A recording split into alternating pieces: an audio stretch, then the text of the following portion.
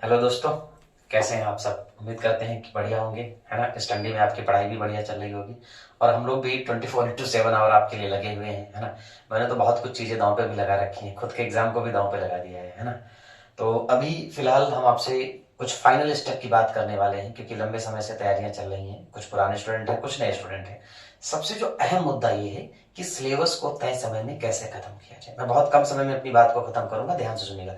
Point number first, आपने पिछले 3 महीने कितना पढ़ा है, कितना नहीं पढ़ा है, ये बात कोई भी मैटर करती नहीं है। ठीक है भाई, ये बात मैटर बिल्कुल भी नहीं करती।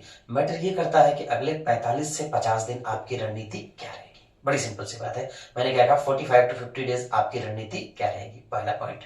दूसरा कि इस तय समय में एक लिमिटेड चीजों को, जो सबसे ज्यादा इंपॉर्टेंट है, उनको हम लोग कैसे खत्म करें, जो आपके बिल्कुल ही सिलेबस को लेके हो, है ना। तो उसी चीज को लेके हम आपके सामने आए हैं। कुछ हमारा प्लान है, आपको सामने दिख रहा होगा।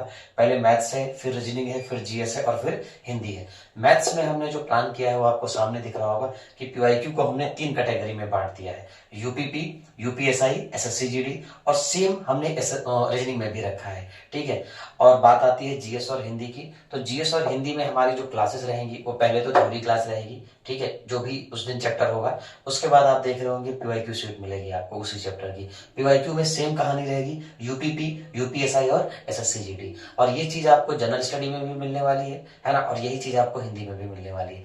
तो अगले 45 दिन की हमारी रणनीति यही है। उम्मीद करेंगे कि आप लोग हमसे जुड़ेंगे और पहला प्रयास हमारा यही रहेगा कि इतने कम समय में सिलेबस को बड़े ही तयबद्ध तरीके से खत्म करा के आपको इस एग्जाम में सफलता दिलवाई जाए। ठीक है। बाकी हमारे डेमो के लिए आप हमारे यूट्यूब चैनल से जुड़ सकते हैं, अगर आप हमारे संस्थान नहीं पहुंच रहे हैं। और नीचे एक बात लिखी है ना, उस बात की जिम्मेदारी किसकी है, खुद मेरी है। अगर ऑनलाइन से लेके ऑफलाइन तक किसी के कंटेंट से आप हमारी तुलना करके देखें और अगर लगे कोई कमी है अर्जुन अकादमी के कंटेंट में, तो फीस वापस करने की जिम्मेदारी किसकी है, ये मेरी है। मैं ऑन रिकॉर्ड यूट्यूब पर बोल रहा हूँ। ठीक है मेरे भाई।